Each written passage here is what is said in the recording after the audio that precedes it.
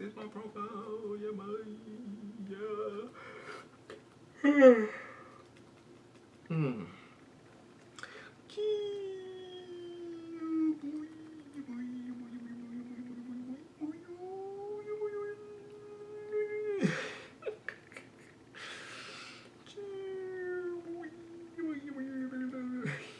I don't think it was that one, was it? It actually was jealousy, passion, passion. Oh, we're rolling. We're already rolling.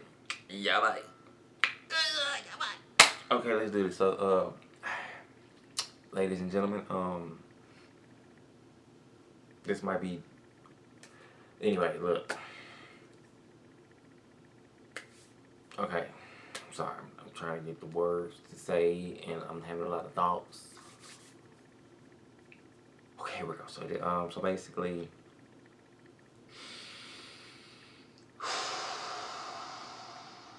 okay, y'all. Look, got a lot to say.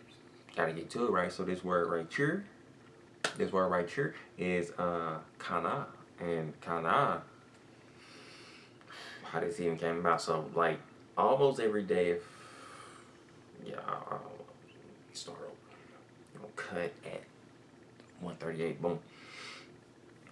Okay, so got some info about this word right here and how it came about. I'm gonna give y'all a story. Are you ready? You might want to grab a snack, something to eat, whatever. Okay, here we go. So this word right here, this word I did 5 days ago on Facebook, and I was looking for the word passion because I was thinking, I don't know if I was laying down or not, but I was thinking about something that I was passionate about or something that I loved, but the word was passion that I used. And I'm like, what is that in Hebrew? You know, because I can't remember exactly what I was thinking at the time. It's been 5 days ago, maybe even 6. But so when I was looking, I don't think the KJV uses the word passion, but the NRSV does. So of course y'all knew I was gonna track it down, though, right? You know what I mean? I was gonna track it down somehow. But so the NRSV had it, and the word it goes back to in Hebrew is kana. And if you want to look in the Strong's, it's H7068. And this word can mean jealousy, envy, ardent zeal, ardent, just had to make sure I say that properly, ardent zeal, ardent love. I'm be honest, I don't even know what ardent means, but anyway, ardor, anger and indignation. And when you look in the basic dictionary, this is what helped enlighten me too. Not that those wasn't helpful, but if you just check passion in the regular dictionary, it's gonna definitely help, in my opinion, because the regular dictionary says something like this. It says a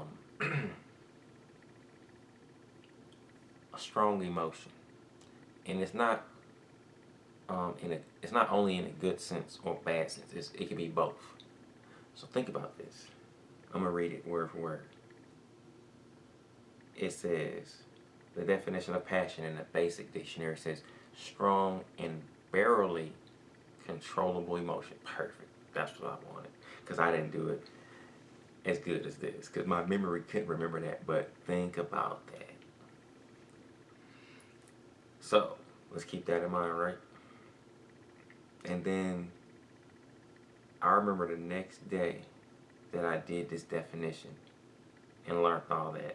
I got a call from somebody that I speak to here and there, and they was talking to me about something, and all of a sudden they said something about something that defined this definition. Something about how they felt a strong and barely controllable emotion, and I said, yes, passion. And they never heard it broken down like this. And it happens to us all the time.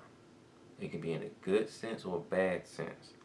And I suppose I'll get more into that, but basically, think about it like when you get angry, whether it's when a child or your niece, nephew, boyfriend, husband, whatever does something, and you at the point where you're about to whoop them or chastise and punish them, you might feel an emotion. You might feel a strong and barely controllable emotion. And sometimes people feel this before they snap.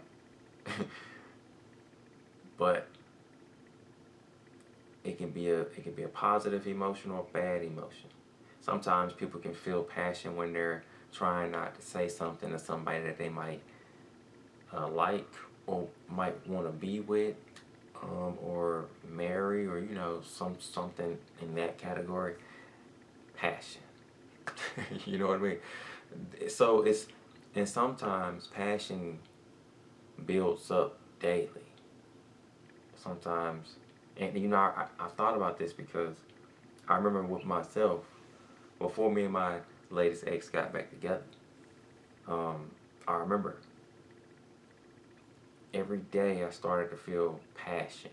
Remember the definition? Strong and barely controllable emotion towards her. I'm like, what am I supposed to do with that? Why am I feeling that? And then I remember the next day, it got stronger. The next day, stronger. And I'm like, why? And so I remember praying about it, asking, why is this happening? What am I supposed to do? For guidance to God, right? And all I understood was I was supposed to love her. That's it. And this led on the path to us getting back together. But that was passion. I experienced passion. At least one definition of it. So yeah, I thought to bring this out, and let me go back to the Hebrew definitions a bit to connect with this, right? Because we experience this all the time. We just may not call it passion. But by definition, you can take it in, So, going back to the Hebrew word kana and the definitions, right? Check this out. It says, and this is what I told the sister who called me the next day that I did this definition, with these definitions for passion, right? Remember, some of these definitions in Hebrew say it can mean anger, indignation, jealousy, envy, zeal, ardent zeal, but still zeal, and ardent love. And it was a scripture that I thought about. I remember telling her, I was like, you remember the scripture where it says that the Most High said that He's a jealous God?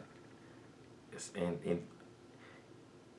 I remember talking to her about that. I'm like, it was something about, I remembered it.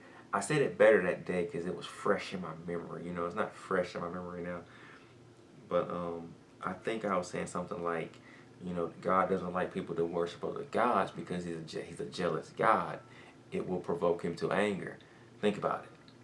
Anger, indignation, and then remember when the children of Israel they went with Moses to get the commandments from God, and they were left down at a lower part of the mountain with the 70 elders.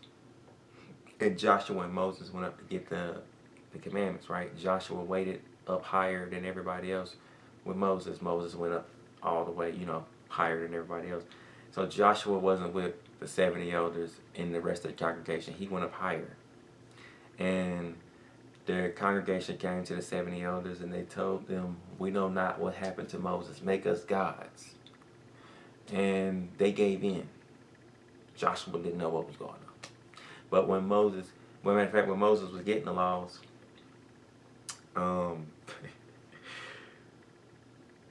it was revealed to Moses that he was supposed to go back down because the children have turned from the way and they have, made a calf and started worshiping it and proclaimed the feast and all that. So Moses goes down. Joshua and Moses going down, and Joshua says, it's the sound of, I can't remember how he said it, but Joshua said it sounds like they're celebrating, or like they're celebrating winning a war or something. I don't know what he said, but he said he can hear it, but Joshua didn't know what was going on because he was higher up. So as they went down, they found out, well, you know, Moses already knew, but that's when the incident went down, right? And Moses broke the tablets and everything. He was mad, and he asked Aaron, what did these people do to make you do this? And, you know, Aaron gave his answer. He was like, you know, these people are hard-headed, basically. You know, they're stubborn. They're bent on doing evil. That's what he said. They're bent on doing evil. He was like, don't be mad at me. But, so of course, about 3,000 of them died that day. And it could have been more. I don't know. It could have been more or less. It could have, I don't know, because God was so mad. God told Moses before those 3,000 died, he said, let me alone that my anger burn hot against them, that I may consume them. And then he also worded, he also said to Moses, I will make of you a great nation, or make of you a greater nation, something like that. Sounds like he was possibly willing to start over with Moses, and, you know, possibly he would have spared Joshua because Joshua was way up and didn't have any idea what was going on. He was innocent in the case. But it's possible that all of them would have got killed. I don't know. It just seems like he was that mad. If you read the chapter and then the next chapter, it shows God was that mad because even after Moses tried to intercede for them, God was like, nah. Those that sinned against me will be punished. And so you just got to read it. But anyway, basically my point though is the indignation, the anger that God felt was a strong and barely controllable emotion. It sounds like it fits the description of passion. That's the reason I brought it up. That's it. That's it. If it fits the definition, then it fits. If it don't, it don't. But it reminded me of cases like that. You know. So anyway, that's it, y'all.